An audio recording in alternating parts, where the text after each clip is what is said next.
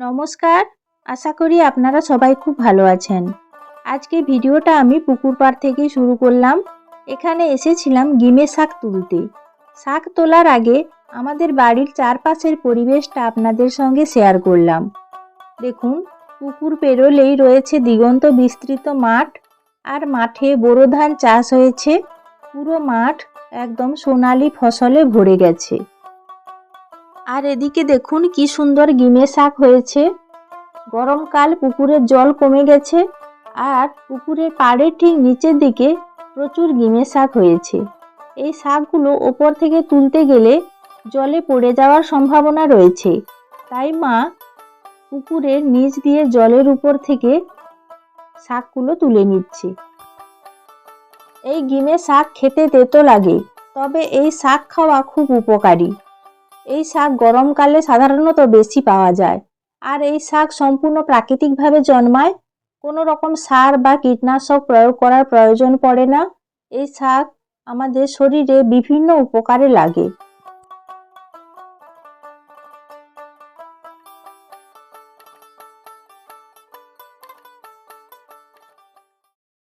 আমি আপনাদের সঙ্গে কথা বলছি, আর মা এদিকে দেখুন অনেকগুলো শাক তুলে নিয়েছে। এই শাকগুলো হলেই আমাদের রান্না হয়ে যাবে। এই শাকগুলো খেতে বেশ তেতো, তাই অল্প পরিমাণে হলেই রান্না হয়ে যাবে। আপনারা এই শাক চিনে রাখুন। এই শাক যদি আপনাদের এলাকায় পাওয়া যায়, তাহলে আপনারাও রান্না করে খাবেন। আর এই শাকগুলোকে বেছে নিতে হবে। এই ডগার দিকে কচি পাতাগুলো নেব, আর গোড়ার দিকের ডাঁটাগুলো নেব না। কচি পাতাগুলো শুধু নিয়ে নেব রান্নার জন্য। আমরা তো গ্রামে থাকি, তো আমাদের গ্রামে এই গিমে শাক খুব পাওয়া যায়। আর আমরা গ্রাম্য পদ্ধতিতে এই গিমে শাক বিভিন্নভাবে রান্না করে থাকি। আপনারা ভিডিওটি শেষ পর্যন্ত দেখতে থাকুন। আমার ভিডিওগুলি যদি আপনাদের ভালো লেগে থাকে, তাহলে সাবস্ক্রাইব করে পাশে থাকুন। এবার আমি গিমে শাকগুলোকে বেছে নিয়ে কিছু সময় পর ফিরে আসছি। গিমে শাকগুলোকে বেছে নিয়ে চলে এসেছি রান্নাঘরে। এই গিমে শাকগুলো হলেই আমাদের রান্না হয়ে যাবে। গিমে শাকগুলোকে বাছার পর পরিষ্কার জল দিয়ে প্রায় 2-3 বার খুব ভালো করে ধুয়ে নিয়েছি। আজকে আমি গিমে শাকের বড়া বানাবো। আপনারা অবশ্যই ভিডিওটি শেষ পর্যন্ত দেখতে থাকুন, আমি কিভাবে গিমে শাকের বড়া তৈরি করি। এবার গিমে শাকের বড়া বানানোর জন্য গিমে শাকের মধ্যে বেশ কিছু উপকরণ আমি দিয়ে দেব। দিয়ে দিচ্ছি পরিমাণ মতো চালের গুঁড়ো। এবার দিয়ে দিচ্ছি পরিমাণ মতো বেসন। দিয়ে দিচ্ছি বেশ কিছুটা পেঁয়াজ কুচি। পেঁয়াজ কুচি বেশি পরিমাণে দিলে বড়া খেতে বেশ ভালো লাগে। এবার দিয়ে দিচ্ছি পরিমাণ মতো হলুদ গুঁড়ো। দিয়ে দিচ্ছি পরিমাণ মতো বেশ কিছুটা লবণ দিয়ে দিলাম। প্রথমে আমি জল ব্যবহার না করেই হাত দিয়ে সব কিছু খুব ভালোভাবে মিশিয়ে নিচ্ছি। শাক থেকে কিছুটা জল বেরোবে, তাই প্রথমে আমি জল না দিয়েই সব কিছু খুব ভালো করে মাখিয়ে নিচ্ছি। তাহলে জলের পরিমাণটা বেশ ভালো বোঝা যাবে। সব কিছু খুব ভালোভাবে মাখানো হয়ে গেছে। এবার অল্প অল্প করে জল দিয়ে আমি একটা ব্যাটার তৈরি করে নিচ্ছি। আপনারা একেবারে বেশি পরিমাণে জল দিয়ে দেবেন না, তাহলে ব্যাটারটা পাতলা হয়ে যাবে। অল্প অল্প করে জল দিয়ে ব্যাটারটা তৈরি করবেন। আর শাকে লবণ দেওয়ার পরে শাক থেকে বেশ কিছুটা জল বেরোবে, তাই আমি এইভাবে শক্ত শক্ত করে ব্যাটারটা মাখালাম। এই অবস্থায় আমি আধা ঘন্টা রেখে দেব, তাহলে শাক থেকে কিছুটা জল বেরিয়ে ব্যাটারটা বেশ কিছুটা পাতলা হয়ে যাবে।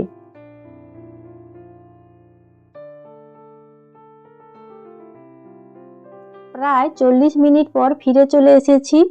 কড়াই বসিয়ে দিয়েছি, দিয়ে দিলাম পরিমাণ মতো বেশ কিছুটা সর্ষের তেল। আর এদিকে দেখুন শাক থেকে যে জল বেরিয়েছে, তাতে ব্যাটারটা অনেকটাই পাতলা হয়ে গেছে, বেশ মাপসই হয়েছে। আর এইভাবে দেখুন এবার গোল গোল করে বড়ার আকারে আমি গিমে শাকগুলো ভেজে নেব। তেল গরম হয়ে গেছে, এবার আমি গিমে শাকের বড়াগুলো তেলের মধ্যে এক এক করে দিয়ে দিচ্ছি। আর এই গিমে শাক তেতো বলে আমি ব্যাটার তৈরির সময় কোনো রকম লঙ্কা ব্যবহার করিনি। আর অনেক বাচ্চা আছে যারা এই শাক পাতা বা তেতো জাতীয় খাবার খেতে চায় না, তাদের এইভাবে বড়া বানিয়ে দিলে সেই সব বাচ্চারা কিন্তু খুব ভালোভাবে খেয়ে নেবে। এবার দেখুন বড়াগুলোর একদিক ভাজা হয়ে গেছে। এবার আমি আস্তে আস্তে খুন্তি দিয়ে বড়াগুলোকে উল্টে দিচ্ছি। এবার একটা চামচ নিয়েছি, বড় চামচ। এবার চামচের পেছন দিয়ে বড়াগুলোকে হালকা চাপ দিয়ে চাপটা করে নিচ্ছি। তাহলে বড়াগুলোর ভেতরটা খুব ভালোভাবে ভাজা হবে, আর না হলে ওপর দিক ভাজা হয়ে যাবে, ভেতরটা কাঁচা থেকে যাবে। এইভাবে বারবার উল্টে পাল্টে বড়াগুলোকে খুব ভালো করে ভেজে নেব। আর একটা কথা, আপনারা এই গিমে শাকের বড়া তৈরির সময় মাঝারি আঁচে ভাজবেন, তাহলে বড়াগুলো বেশ ভালো ভাজা হবে। আঁচ বাড়িয়ে দিলে বড়াগুলোর বাইরের দিকটা পুড়ে যেতে পারে। দেখুন বড়াগুলো বেশ লাল লাল করে আমি ভেজে নিচ্ছি, আর বারবার উল্টে পাল্টে দুই দিক খুব ভালো করে ভেজে নিচ্ছি। গিমে শাকের বড়াগুলো আমার ভাজা হয়ে গেছে। এবার আমি তুলে নিচ্ছি, একটা প্লেটে খুব ভালো করে সাজিয়ে নিচ্ছি। আবারও একইভাবে বাকি গিমে শাকের বড়াগুলো তেলের মধ্যে দিয়ে দিয়েছি। প্রথমবারের মতো এবারেও বড়াগুলোর একদিক কিছুটা ভাজা হওয়ার পর খুন্তি দিয়ে সাবধানে বড়াগুলোকে উল্টে দিচ্ছি।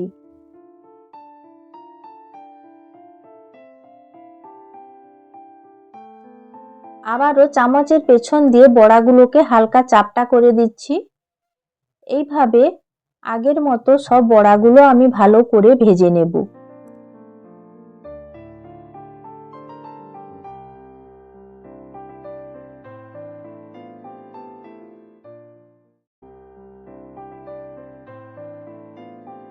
উল্টে পাল্টে বড়াগুলোকে বেশ ভালো করে ভেজে নিচ্ছি।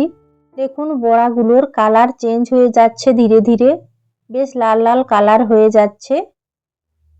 এইভাবে বড়াগুলোকে বেশ ভালো করে ভেজে আমি তুলে নিচ্ছি।